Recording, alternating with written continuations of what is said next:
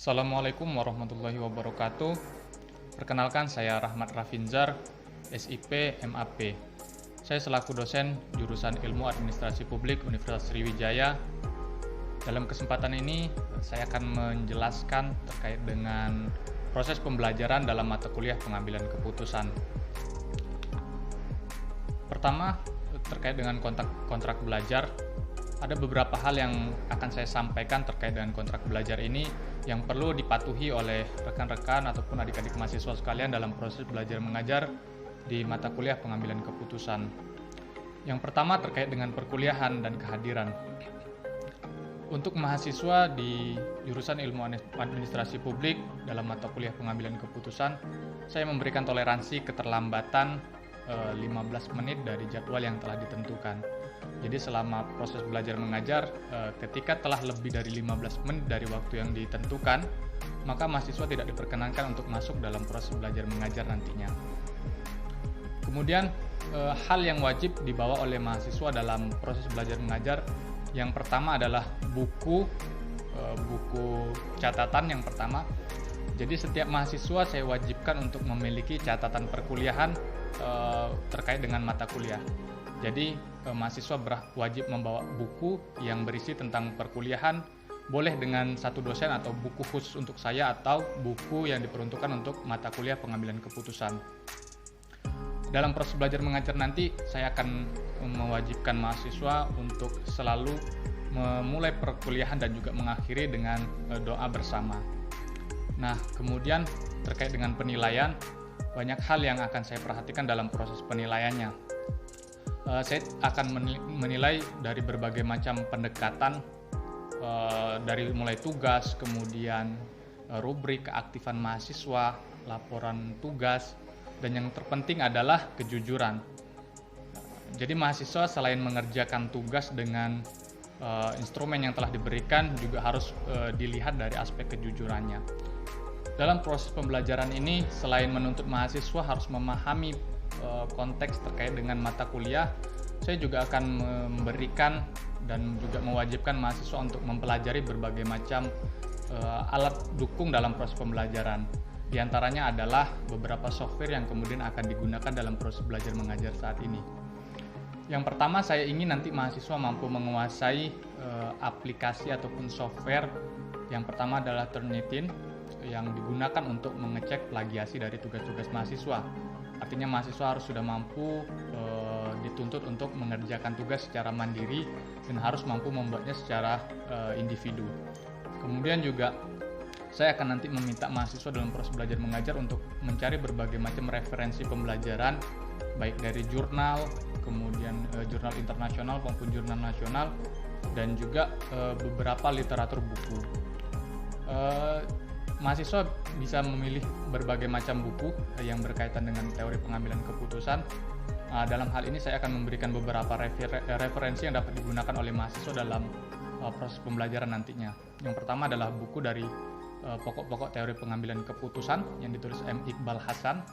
Juga buku yang bisa dipelajari juga dalam pengambilan keputusan secara kuantitatif yang juga ditulis oleh Richard L. Levin. Mahasiswa dalam proses belajar mengajarnya silakan saja, yang penting memiliki buku sebagai acuan dan juga panduan dalam memahami teori-teori terkait dengan materi kuliah pengambilan keputusan. Pada pertemuan pertama ini saya akan coba jelaskan terkait dengan rencana pembelajaran semester yang akan adik-adik harus pahami untuk kemudian menjadi panduan selama proses belajar mengajar di mata kuliah pengambilan keputusan ini ke depannya. Ada banyak hal yang harus adik-adik perhatikan dan juga akan menjadi capaian pembelajaran dalam mata kuliah pengambilan keputusan ini. Dalam proses belajar mengajar ini, adik-adik akan diminta untuk dapat memahami konsep-konsep pembuatan keputusan dalam organisasi yang berkenaan dengan isu-isu strategis, kemudian mendukung efektivitasnya seperti kita akan bahas bounded rationality, kemudian uncertainty, kemudian negotiation, game theory, complexity, dan system thinking. Selain itu juga nanti kita akan banyak membahas atau mendiskusikan hal-hal yang menuntut adik-adik untuk dapat menganalisis sebuah permasalahan yang muncul dalam proses pengambilan keputusan itu seperti apa nantinya. Adapun topik ataupun tema yang akan kita bahas sebagai wujud realisasi dari subcapaian pembelajaran mata kuliah ataupun solution PMK tadi yang sudah kita bahas.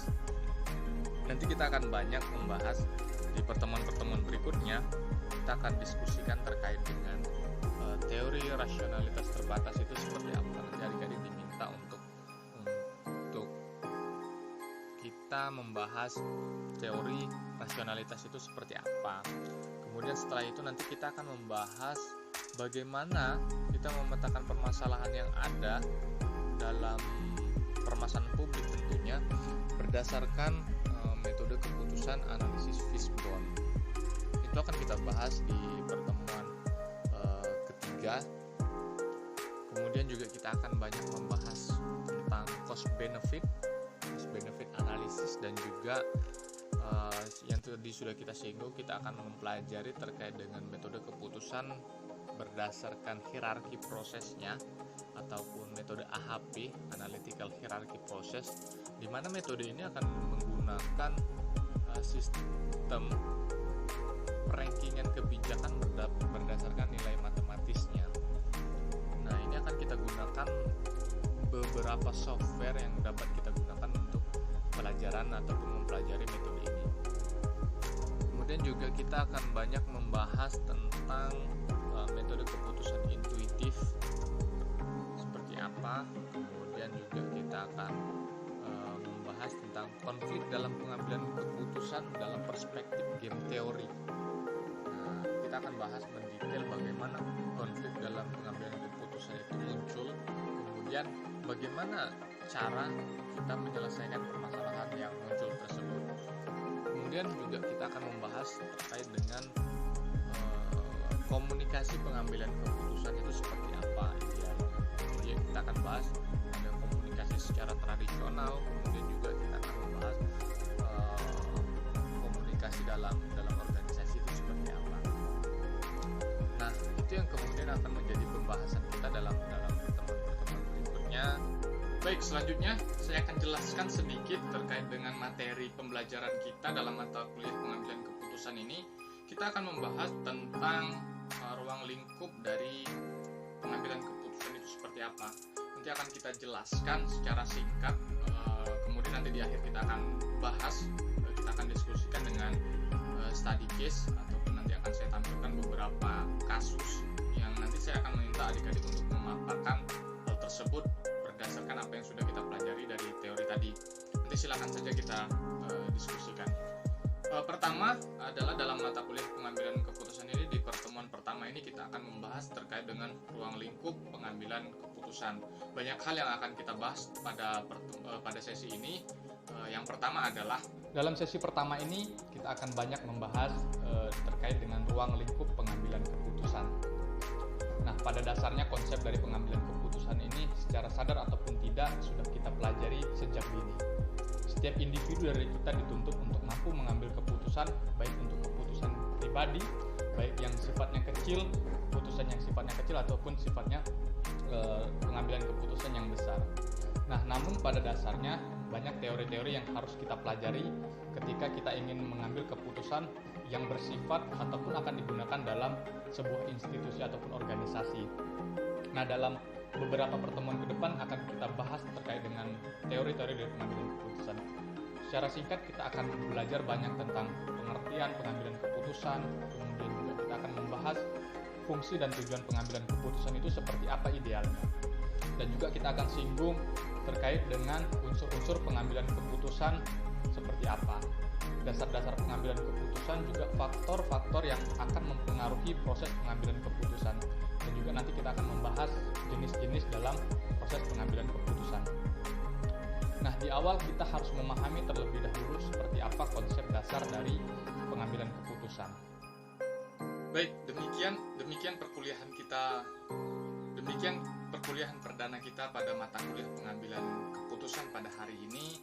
Tadi kita sudah membahas terkait dengan apa yang menjadi catatan perkuliahan kita ataupun kontrak belajar kita. Saya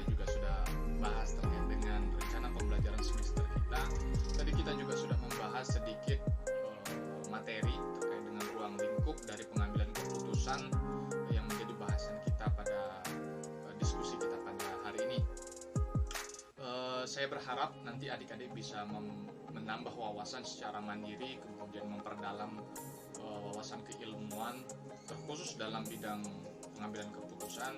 Silakan adik-adik nanti mempelajari berbagai macam buku, literatur, kemudian juga referensi jurnal dan lain sebagainya. Nanti ke depan kita akan lebih banyak diskusi dalam perkuliahan kita di mata kuliah pengambilan keputusan ini.